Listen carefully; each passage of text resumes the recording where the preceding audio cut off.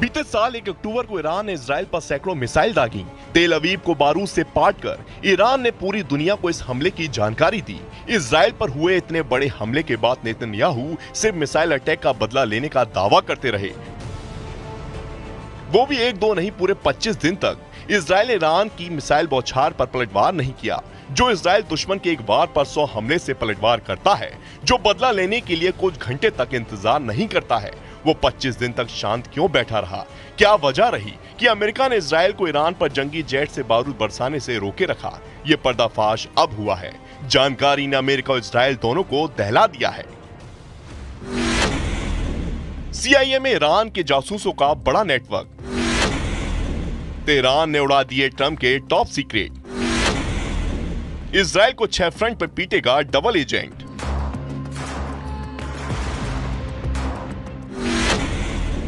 युद्ध से पहले ईरान को मिल गया विनिंग फॉर्मूला।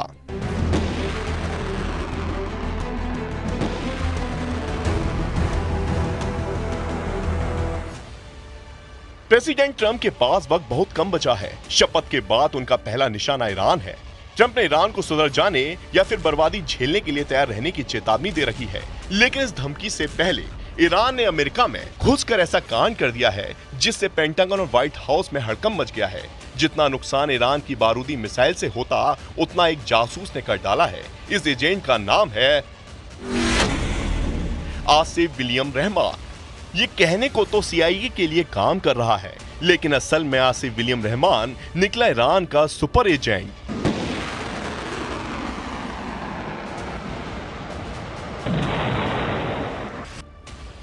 जिसने सुपर पावर अमेरिका की चूल्हे अकेले ही हिला डाली हैं। आसिफ रहमान के कारनामे के खुलासे के बाद FBI के होश उड़े हुए हैं।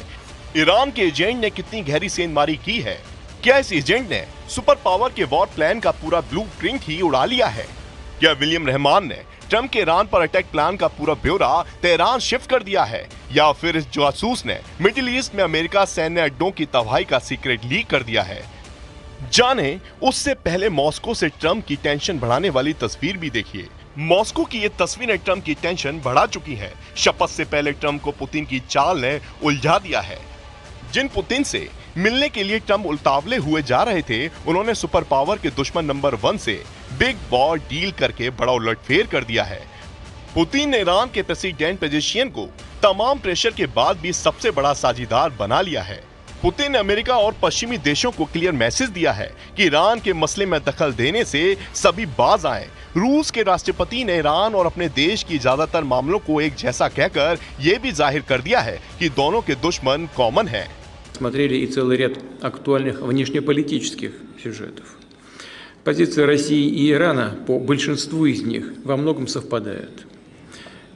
Наши страны твердо отстаивают принципы верховенства международного права, суверенитета государств, невмешательства во внутренние дела других стран. Проводят независимый курс на мировой арене, сообща решительно противостоят давлению. रूस और ईरान ने व्यापक रणनीतिक सहयोग संधि की है, जिसमें दोनों देश व्यापार और सैन्य सहयोग से लेकर विज्ञान, शिक्षा और संस्कृति तक सभी क्षेत्र में एक दूसरे का सहयोग करेंगे। प्रेसिडेंट पुतिन ने इस डील को ऐतिहासिक बताते हुए सभी खाड़ी देशों के लिए अहम बताया है।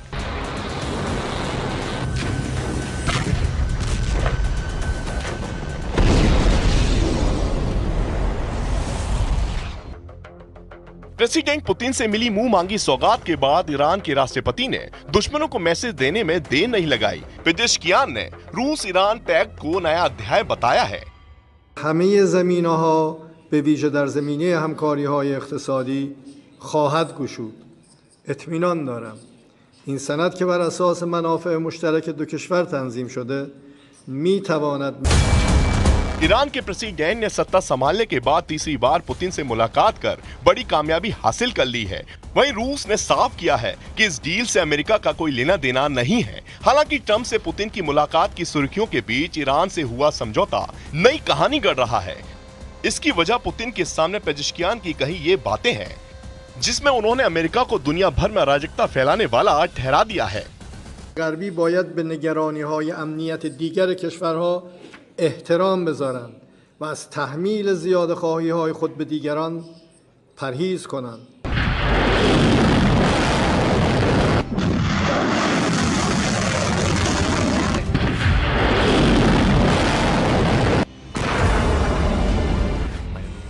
ईरान को रूस का खुला समर्थन ट्रंप को नए प्लान बनाने पर मजबूर कर सकता है। प्रेसिडेंट ट्रंप का इरादा सबसे पहले ईरान को कंट्रोल में लाने का है।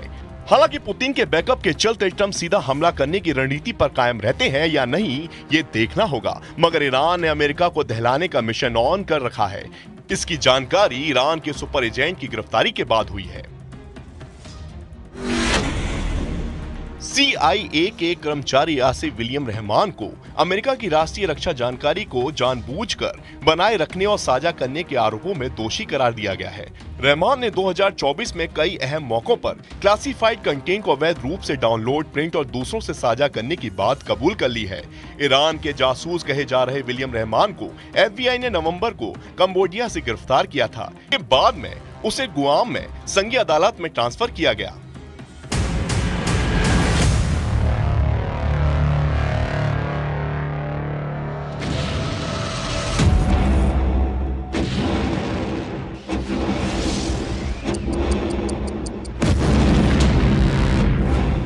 जांच पड़ताल के बाद विलियम रहमान की कलई खुल गई। ईरान के सुपर एजेंट ने इजराइल के अटैक प्लान का पूरा ब्यौरा ही तेहरान पहुंचा दिया था।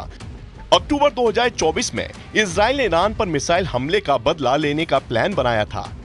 इस प्लान की जानकारी इजराइल ने अमेरिका से साझा की थी, जिसे विलियम रहमान ने अपने आकाओं तक हमले से पहले ही पहुंचा दिया। अमेरिकी सैटेलाइट से मिली खुफिया जानकारी में 15 और 16 अक्टूबर को 2 अमेरिकी खुफिया दस्तावेज शामिल थे। ये दस्तावेज मूल रूप से सिर्फ 5 देशों की 5 आइज एजेंसी तक ही शेयर किए जाने थे। लेकिन विलियम रहमान ने खुफिया दस्तावेज ईरान समर्थक टेलीग्राम चैनल को लीक कर दिए। इजराइल का अटैक प्लान ईरान समर्थक Telegram channel middle east Spectator पर दिखाई दिया। इस बड़े लीक ने अमेरिका और 5 आइज गठबंधन के सुरक्षा उपायों की पोल खोलकर रख दी।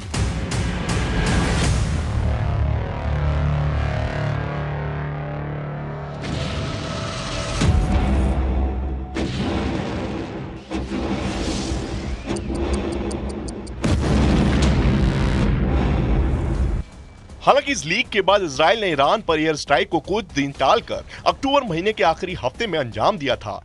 1 अक्टूबर 2024 को हुए मिसाइल हमले का बदला लेने में इजराइल को 25 दिन का वक्त लगा। शनिवार 26 अक्टूबर को इजराइल ने ईरान के 20 ठिकानों पर हमले किए। 3 घंटे के एयर स्ट्राइक में इजराइल ने ईरान की मिसाइल फैक्ट्री और सैन्य अड्डे को तबाह कर डाला। यरूशलेम पोस्ट के मुताबिक जब इजराइल ने ईरान पर हमला करने के लिए 100 से ज्यादा फाइटर जेट्स का इस्तेमाल किया, हमले में F-35 का भी इस्तेमाल किया गया। सीरिया में रडार ठिकानों पर इजराइल ने शुरुआती हमला किया। इसके बाद ईरान में एयर डिफेंस सिस्टम और रडार पर हमला किया गया। हमले के बाद इजराइल, ईरान और इराक ने अपने एयर स्पेस बंद कर दिए हैं। एयर स्ट्राइक के बाद अमेरिका ने इजराइल का समर्थन किया और कहा कि यह ईरान के हमले का जवाब है।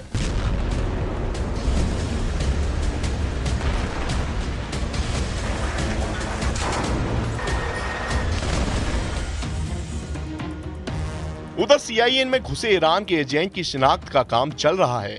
लंबे वक्त विलियम रहमान पर नजर रखने से उसकी कारस्तानी की कलई खुल गई है, जिसके बाद उसे गिरफ्तार करके केस चला। अब ईरान के सुपर एजेंट ने अपने गुनाह कबूल भी कर लिए हैं, लेकिन इतने भर से अमेरिका और इजराइल की टेंशन खत्म नहीं होने वाली।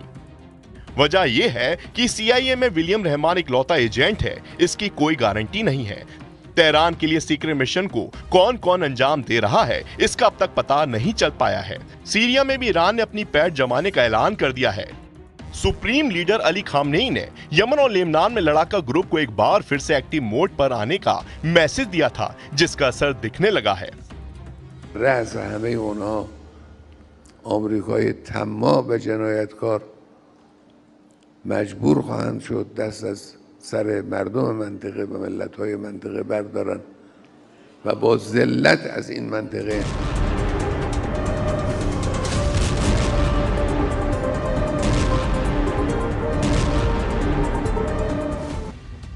अमेरिका और इजराइल लाख दावा करें कि खाड़ी में उनके दुश्मनों के हौसले पस्त हो चुके हैं, लेकिन हकीकत कुछ और है। ईरान के सुप्रीम लीडर ने सीरिया में अमेरिका के नए सैन्य अड्डे को बर्बाद कर डालने की धमकी भी दे रखी है।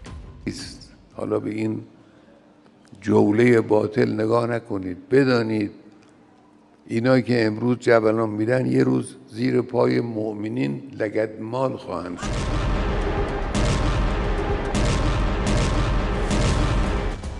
ईरान अब अकेले नहीं है। ईरान के साथ दुनिया का सबसे ताकतवर देश रूस है। प्रेसिडेंट पुतिन दोस्ती करने और निभाने के लिए जाने जाते हैं। पुतिन से दुश्मनी का क्या मोल है, ये यूक्रेन की तस्वीरें बताती हैं। यूक्रेन को बारूदी खंडहर बनाने वाले पुतिन ने खाड़ी मुल्कों में ईरान को हर तरह से मदद पहुंचाने का ऐलान कर दिया है। यानी अब इजराइल के पास अमेरिका का दम है तो ईरान के पास पुतिन के father of all bomb Trump ने अगर ईरान को हल्के में लिया तो मुमकिन है युद्ध में न्यूक्लियर धमाके की शुरुआत हो जाए।